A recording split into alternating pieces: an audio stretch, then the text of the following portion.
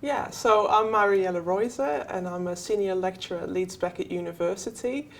I used to work in the games industry. I'm not from an academic background. I used to work for Rockstar Games. And 5 years ago, I joined Leeds Beckett University to be a lecturer. And I teach the new generation how to make game art, mainly models, textures, environments. And now I'm doing my PhD and I'm researching into AI art and how we can use it for good. So I'm working together with mainly women's health. I'm doing women's health.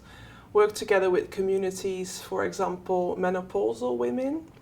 So we get together and I do workshops. I organize workshops in which we use AI art models to visualized or lived experience. So just to give you a bit of background, AI art models use text prompts, so we can type in words and an image will come out, and we've got a few codes as well that we can use to instruct the algorithm what sort of image to show. So for example, with the menopausal women, we would explore the symptoms and the stigma surrounding menopause.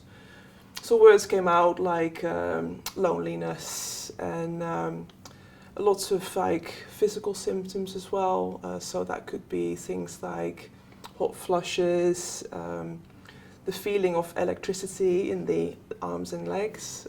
So we try to visualize this using AI art. What does it feel like to go through the menopause?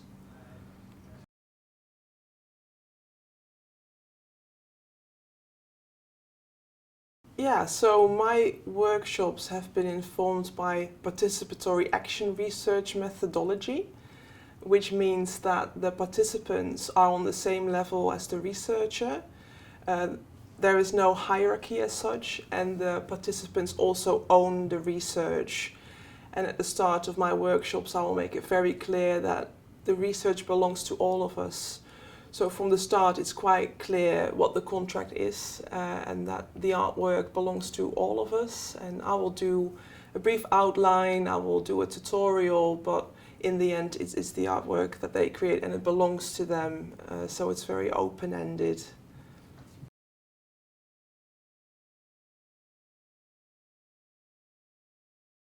Yeah. Yeah, so previously in research, researchers would often study participants, but they wouldn't really be involved in the outcomes. But when it comes to participatory action research, we're all working towards the same thing and the whole process is clear to everyone. At the end of the workshops, we are hoping to do a exhibition, and again, the exhibition will belong to all of us. And together we will design what that exhibition will look like. So the participants are very much involved in the end result of the research.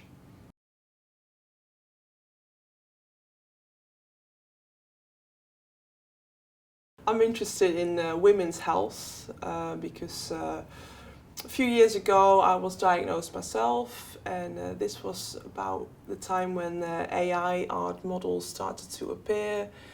Mid-Journey was one of them I played around with, and I started typing in my symptoms, descriptive words to describe my symptoms, and an image rolled out that very much resonated with me, and I found that that image I could use to show other people, to express how I felt and what I was going through.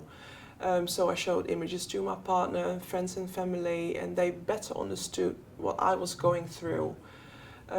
So the interactivity of AI art is that you get a very immediate response when you type in text prompts, and you end up with images that maybe better describe your mental state.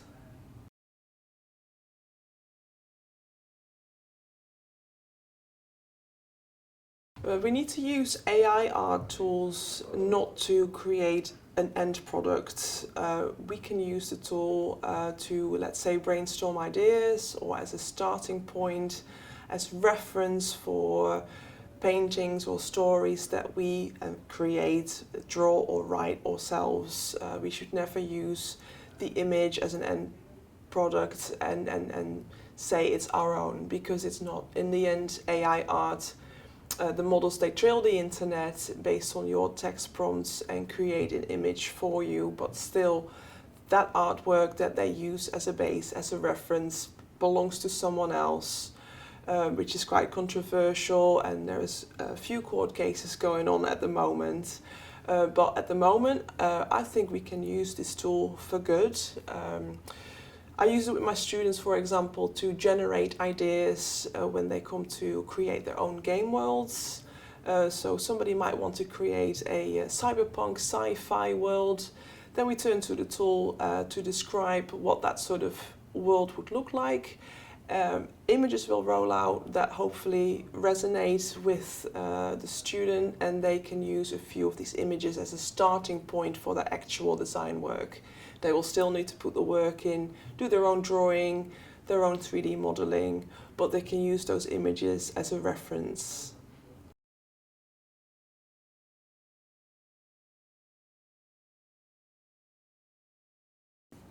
So AI art models are by design, by default, quite biased because they work with a data set that is already out there on the internet. So we find that existing artists have always typically drawn beautiful, slender, white women with blonde hair. So often when we type in text prompts, we end up on an image featuring a beautiful, slender woman. So when you work together with, let's say, menopausal women or diverse groups, it is usually not a great feeling for people to constantly see that same stereotyped woman portrayed. But there is all sorts of tags that we can use to filter out people.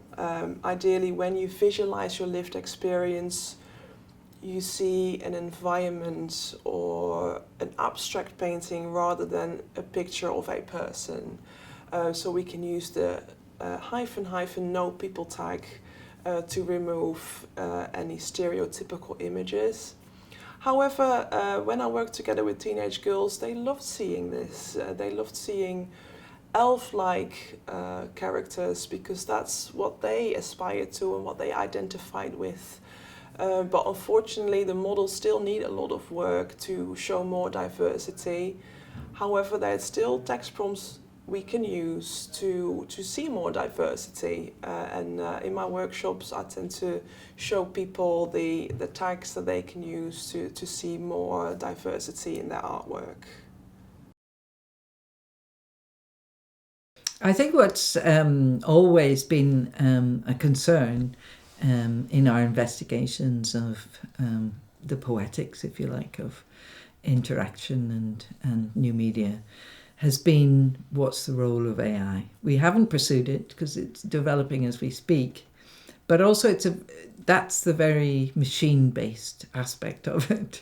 And so we have done little bits that are about, what can a machine do that takes some of the, having to spend hours online, takes that kind of involvement out of it. And AI can do a lot in terms of keeping things going, if you like. But I think what Marielle's research shows is something completely different. This isn't about using AI to do things, to create things in the game in the same or in a online context. It's about using AI to explore people's feelings when they can't get in touch with them. And certainly within a mental health context, I think that would be really useful.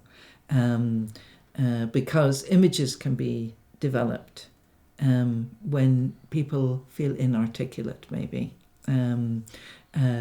You can use these very simple triggers to help people immediately articulate something that they find very difficult in a sort of collaborative way, and then share that to explain how you feel with a wider community.